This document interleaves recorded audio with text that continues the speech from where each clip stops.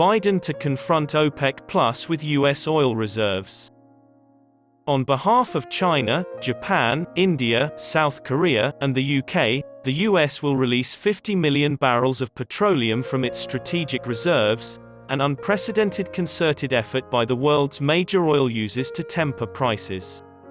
The White House stated Tuesday that of that amount, 32 million would come from the US Strategic Petroleum Reserve as an exchange, and 18 million will come from previously approved sales.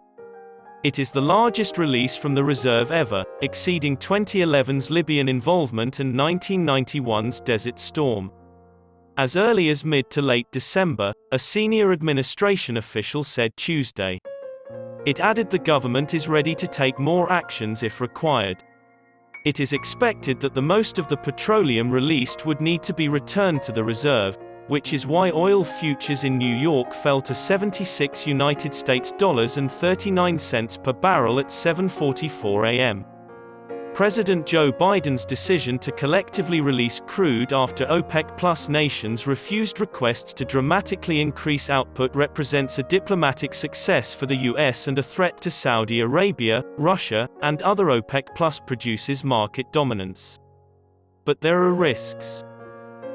They may react by abandoning plans to increase their own output, neutralizing the contribution of hoarded oil to the market.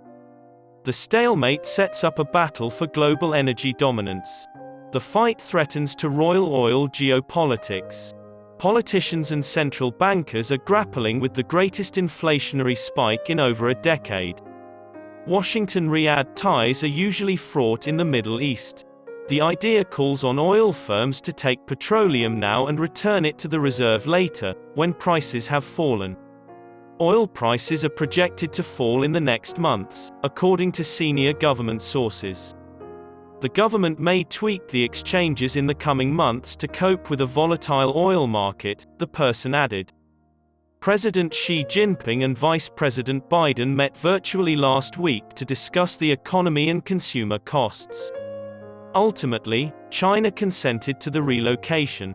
Following turmoil and supply problems in Libya, the International Energy Agency coordinated previous worldwide attempts to access stocks. The 50 million barrels announced Tuesday is the highest ever release from US reserves, surpassing previous interventions of 30 million barrels.